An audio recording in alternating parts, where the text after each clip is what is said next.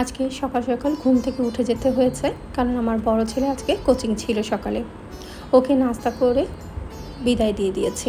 তারপরে ভাবলাম নিজে একটু নাস্তা করি।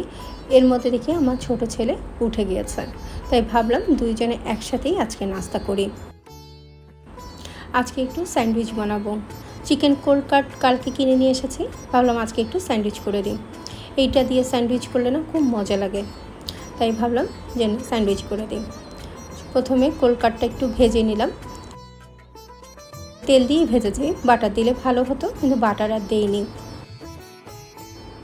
বাটার দিয়ে তারপরে আমি কোল্ড কাটগুলো দিয়ে দিয়েছি ব্রেডের মধ্যে, তারপর মজরেলা চিজ গ্রেট করে দিয়েছি।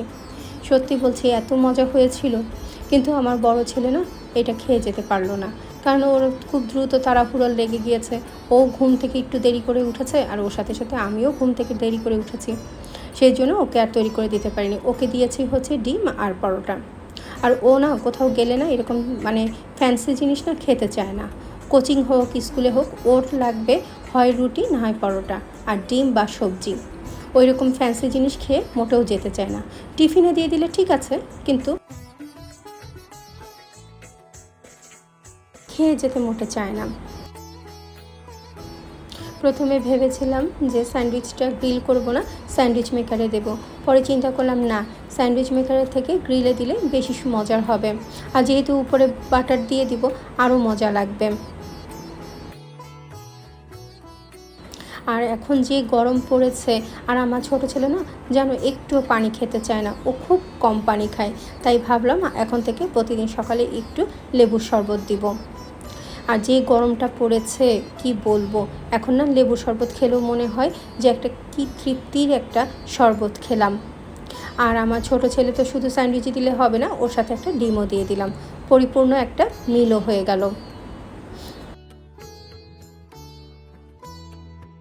আমি আর নাস্তায় ডিম আর নেইনি, শুধু স্যান্ডউইচ দিয়ে আর লেবুর শরবত দিয়ে নাস্তা করে নিলাম, কারণ এই গরমে না চা আর কফি খেতে কিছুই ইচ্ছা করছে না। স্যান্ডউইচ পেয়ে আমার ছোট ছেলে তো মহা খুশি, আর আমার না একটু খারাপ লাগছিল আমার বড় ছেলের জন্য।